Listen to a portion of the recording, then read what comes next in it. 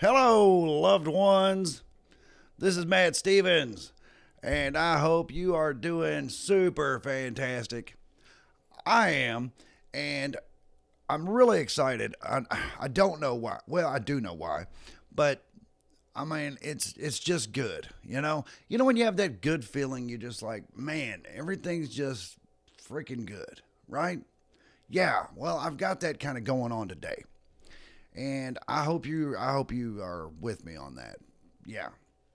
So, I I've got a few topics that I would like to talk about, and I'm like, well, that's the purpose of having separate videos, because with the audio podcast, I was getting away from the original, I guess the original theme of the podcast, so I've kind of returned to that, but originally I was like, well, I'm going to use the videos to expand on some topics, like single topics, right? Rather than having this all encompassing thing like I do with the podcast. But I've gone a little bit further now. And now the podcast is a return to its original theme. And this is everything else. So, yeah, there's that. But I'm still trying to keep it on the single topics on the videos. But with this one, dear loved one, I've been thinking about, well, the dream within a dream thing. Okay. And what I mean by that is, you've heard the expression life is but a dream, or life is a dream, or things like that. Okay. And how what we consider to be reality, what we consider to be physical reality, only seems physical because we are currently immersed in it. Much like when we have a dream, you always hear people say, well, it seems so real. Well, that's because you were immersed in it.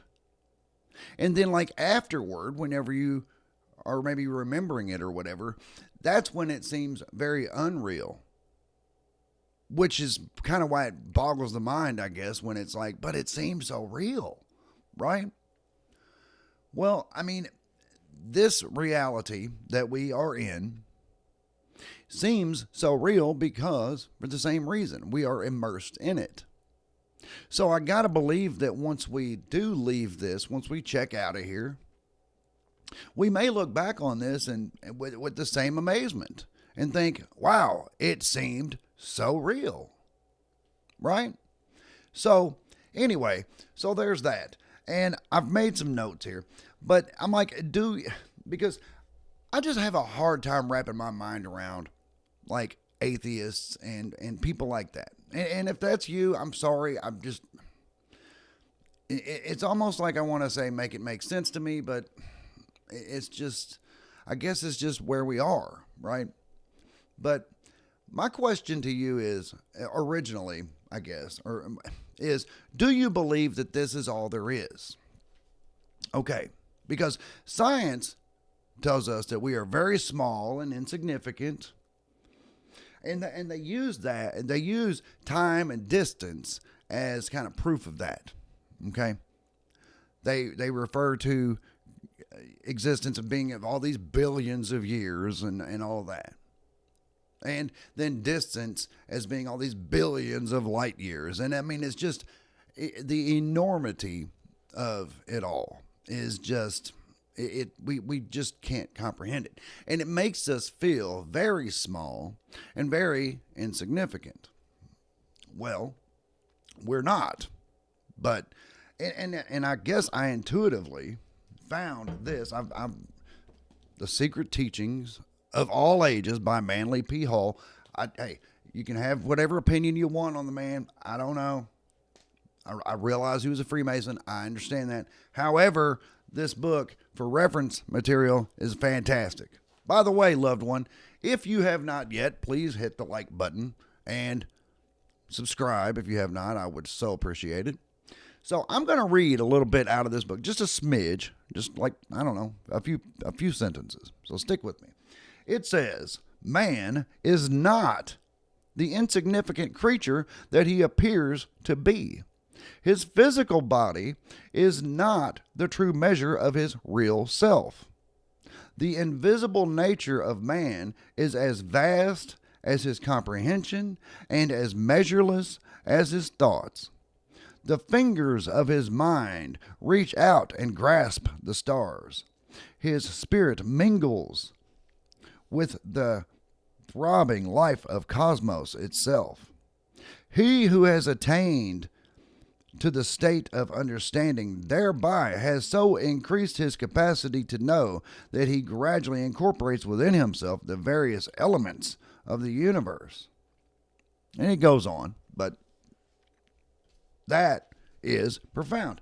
It's, man is not the insignificant creature that he appears to be. Right? What he appears to be is, as I said, small and insignificant. Because when we look out at the night sky or whatever, when we look at the cosmos, we think, I'm not even, well, they say there's more stars than there are grains of sand on the earth. That is, that can be a little discouraging. That can make you think, man, this just ain't, just not nothing. But that's not true. That's just not true.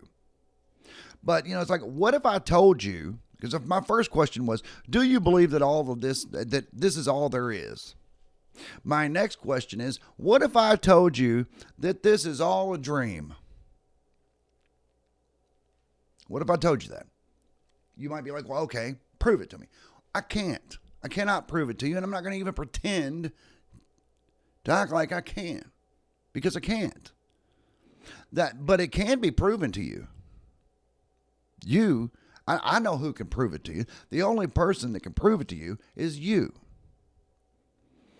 But it's like, are you open-minded enough to go and seek that answer? Are you open-minded enough? Are you curious enough?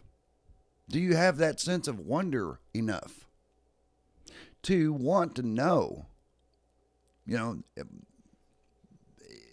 your true significance?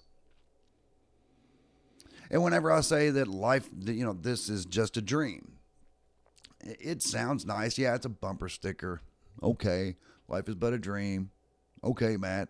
Right. But like in the Kybalion, it tells us that all is mind. Everything exists in the mind of the all, or the creator, or God, whatever you want to call it. And and it also says all is mind. Okay. So what that means is that it's hard for us to fathom that, because we are in the physical right now. Much like when we are in a dream state, we are in that reality at that moment. And it seems so real. And then it blows our minds later. It seems so real. Right? Well,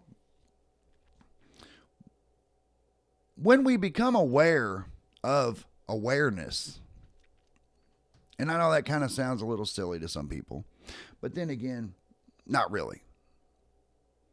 Because I've talked a lot about, on the podcast at least, about and I have on video a time or two anyway, about being on autopilot, about being completely unaware throughout our days, that kind of thing. And about how they say that we are 95% unconscious, meaning we go through the motions, we do everything really just by muscle memory, right? I mean, your route to work, you could probably, if you really actually do this, next time you get to work, or next time you come home, whatever, next time you do something that you are just muscle memory at this point, when you arrive there, stop and think back on your trip to the place. Stop and think, like it takes me 20 minutes to get to work, 20, 25-ish, whatever. If I can stop and think back on that 25 minutes and realize I was completely out of my mind. I completely checked out.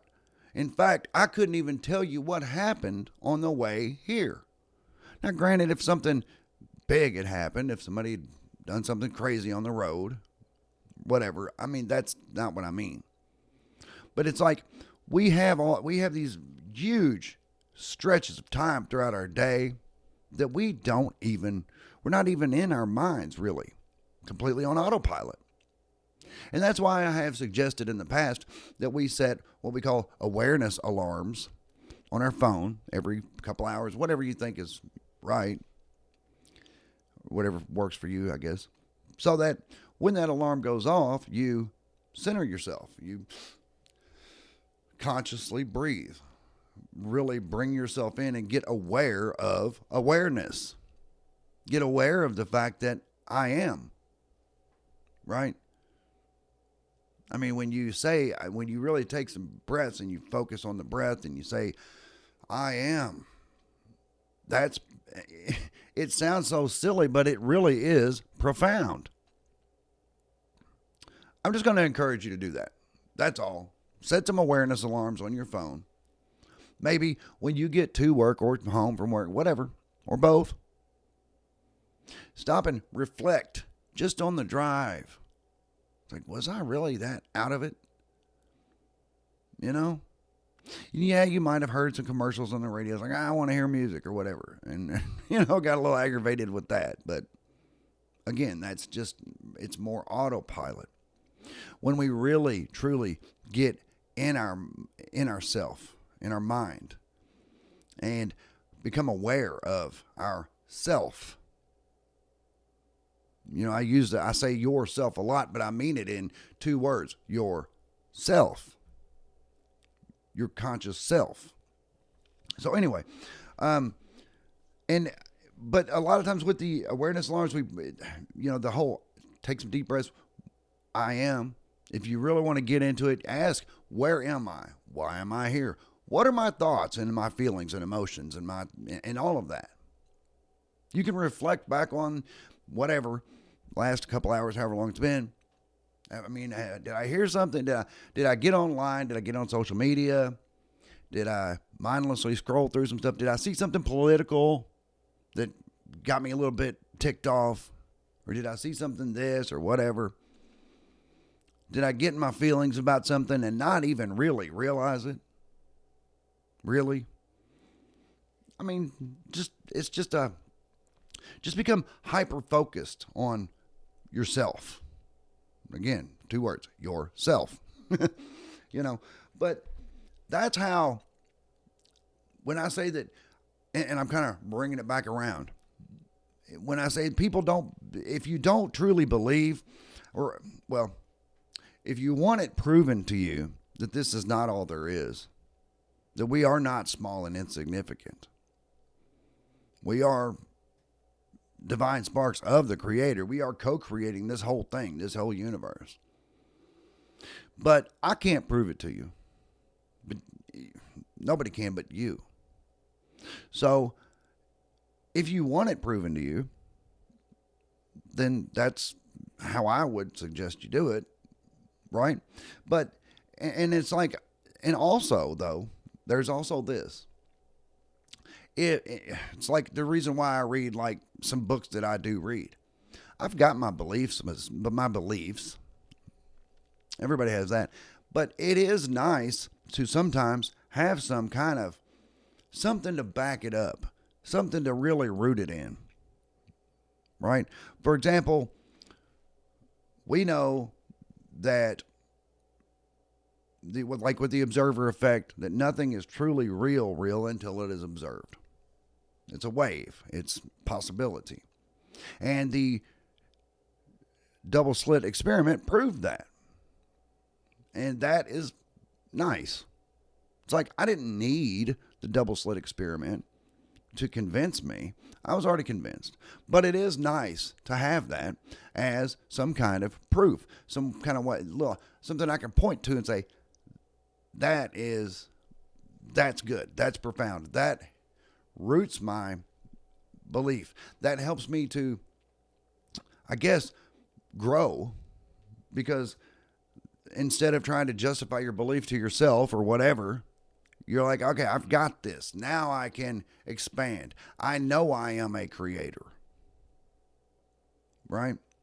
So, anyway, loved ones, I think that is what I got. Yes.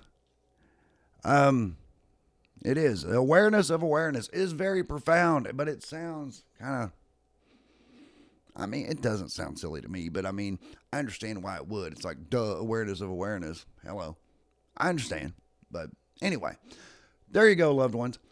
Please, again, like this video, share it with someone if you think they would like to hear it, or you think they should, maybe. And if you haven't subscribed yet, please do so. I do appreciate it. I do. And let me know what you think of these things. And I am going to do a live video, I believe, Friday evening, night, whatever. Friday, about the 4 stages of simulacrum by Rene Descartes. No, that's not Rene Descartes. That's Jean Baudrillard. Yeah, different philosopher.